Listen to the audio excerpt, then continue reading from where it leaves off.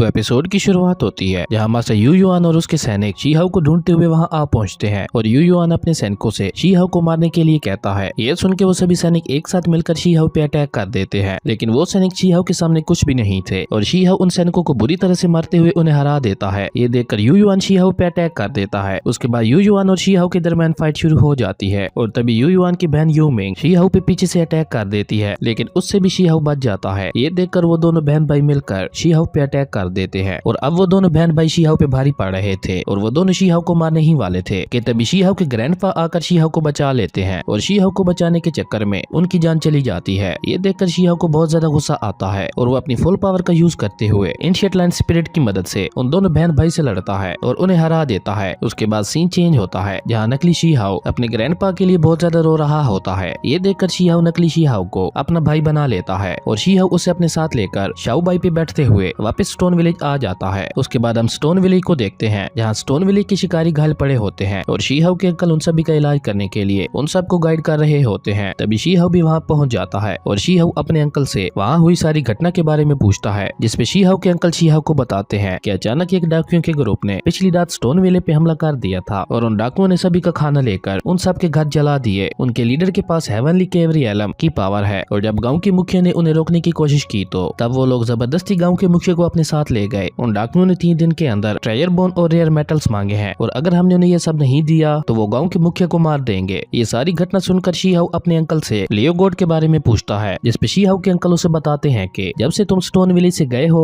तब से लियो गॉड सो रहे हैं और ब्लू ईगल भी जी उनको शिकार पे लेके गई हुई है और हमारी हंटिंग टीम भी बाहर गई हुई थी, लेकिन अब हमारी टीम वापस आ चुकी है तो अब हमारी टीम स्टोन विलेज और गाँव के मुखिया को बचा लेगी। जिसपे शी हाउ अपने अंकल से कहता है पर हमारे ओपोनेंट के पास हेवनली केवरी एलम की ताकत है तो फिर ये सब इतना आसान नहीं होने वाला, इसलिए मैं भी आपके साथ चलूंगा। पर शी हाउ के अंकल उसे मना कर देते हैं। ये सुन के शी हाउ अपने अंकल से कहता है अब तो मैंने ब्लड ट्रांसफॉर्मेशन रियलम का फर्स्ट लेवल भी पार कर लिया है, लेकिन शी हाउ के अंकल फिर भी शी हाउ को जाने से मना कर देते हैं। उसके बाद सीन चेंज होता है और हम उन्हीं डाकुओं को देखते हैं जो स्टोन विलेज से लाए गए लोगों पे अत्याचार कर रहे होते हैं। ये देखकर गाँव के मुखिया उनसे कहते हैं अगर स्टोन विलेज के लोगों ने तुम्हें ढूंढ लिया तो तुम में से कोई भी जिंदा नहीं बचेगा। वहीं रात में स्टोन विलेज के शिकारी डाकुओं के ठिकाने पे पहुंच जाते हैं और वो डाकुओं को एक एक करके मारना शुरू कर देते हैं। वहीं दूसरी तरफ शी हाउ कल्टीवेशन कर रहा होता है और शी हाउ भी हेवनली केवरी एलम में ब्रेक थ्रू कर लेता है। वही उन डाकुओं का बॉस स्टोन विलेज के शिकारियों को देख लेता है। ये देखकर डाकुओं का लीडर स्टोन विलेज के शिकारियों को मारना शुरू कर देता है, पर तभी वहाँ पे शी हाउ भी आ जाता है और शी हाउ को वहाँ देखकर सभी डाकू हंसते हुए कहते हैं तो अब ये बच्चा हमसे लड़ेगा। पर शी हाउ डरते न हुए और डाकुओं के लीडर को चैलेंज करता है। ये सुन के डाकुओं का बॉस बहुत ज्यादा गुस्सा हो जाता है। वो अपने सैनिकों से शी हाउ को मारने के लिए कहता है, लेकिन शी हाउ अपनी पावर का यूज करते हुए उन सभी को मार देता है। ये देखकर डाकुओं का बॉस और भी ज्यादा गुस्सा हो जाता है और वो गुस्से में शी हाउ पे अटैक कर देता है। उसके बाद वो दोनों अपनी हेवनली रियलम की पावर का यूज करके एक दूसरे पे अटैक करते हैं, पर इसमें शी हाउ जीत जाता है और उसके बाद शी हाउ अपने स्टोन विलेज के लोगों को वहाँ से लेके जा ही रहा होता है कि तभी डाकुओं का बॉस अपनी मास्टर बीस्ट पावर को जगा देता है, जिससे वो एक बड़े से बीस्ट में ट्रांसफॉर्म हो जाता है। ये देखकर शी हाउ उस बीस्ट से लड़ने की कोशिश करता है, पर वो बीस्ट बहुत ही ज्यादा बड़ा और खतरनाक था, जिसकी वजह से शी हाउ को उस बीस्ट से लड़ने में बहुत ज्यादा प्रॉब्लम हो रही थी। उसके बाद शी हाउ उस बीस्ट को अपने पीछे भगाने लगता है और एक बार फिर से उन दोनों के दरमियान फाइट होने लगती है और तभी वहाँ पे काफी सारे डाकू आकर स्टोन विलेज के लोगों को घेर लेते हैं। पर तभी शी हाउ उस बीस्ट को मारते हुए उन डाकुओं को भी हरा देता है, लेकिन तभी वो बीस्ट एक बार फिर से शी हाउ के सामने आ जाता है और वो पहले से भी ज्यादा अपनी पावर का यूज करते हुए शी हाउ पे अटैक कर देता है। ये देखकर शी हाउ भी अपनी ब्लू ईगल की पावर का यूज करते हुए उस बीस्ट पे अटैक कर देता है, जिससे वो बीस्ट उड़ता हुआ पीछे जा गिरता है, जिससे वो बुरी तरह से घायल हो जाता है। उसके बाद वो बीस्ट अपनी पावर बढ़ाने के लिए अपने ही साथियों को खा जाता है और वो अपनी ताकत बढ़ाकर एक बार फिर से शी हाउ पे अटैक कर देता है, लेकिन शी हाउ भी अपनी एंशिएंट लाइन की पावर का यूज करते हुए उस बीस्ट को हरा देता है और शी हाउ उस बीस्ट का ट्रेजर बोन भी हासिल कर लेता है और शी हाउ इतनी ज्यादा पावर का यूज करने की वजह से कमजोर हो जाता है और वो बेहोश हो जाता है। ये देखकर स्टोन विलेज के लोग शी हाउ को संभालते हैं और वो सभी एक जगह पे ले जाकर शी हाउ को लेटा देते हैं, जहाँ शी हाउ बेहोश होता है। तभी गाँव के मुखिया स्टोन विलेज के लोगों से कहते हैं शी हाउ स्टोन विलेज का प्रोटेक्टर है। ये सुन के स्टोन विलेज के लोग बहुत ज्यादा खुश हो जाते हैं और तभी एक बच्ची ताली बजाते हुए कहती है शी हाउ स्टोन विलेज का हीरो है। उसके बाद पी हाउ नकली शी हाउ से कहता है क्योंकि अब तुम शी हाउ के छोटे भाई हो, इसलिए अब से हम सब एक परिवार हैं और अब से स्टोन विलेज ही तुम्हारा घर है। और तभी वो बच्ची नकली शी हाउ से कहती है अब से मैं तुम्हें किंग फेंग बुलाऊंगी। और तभी शी हाउ बेहोशी की हालत में गाँव के मुखिया से कहता है मैं एनिमल मिल्क पीना चाहता हूँ। और इसी के साथ हमारा ये एपिसोड यहीं पे खत्म हो जाता है। अगर आपको ये वीडियो अच्छी लगी तो लाइक कर दें और अगर चैनल पे नहीं आए हो तो सब्सक्राइब करते जाना। तो मिलते हैं एक न्यू वीडियो में, तब तक के लिए बाय।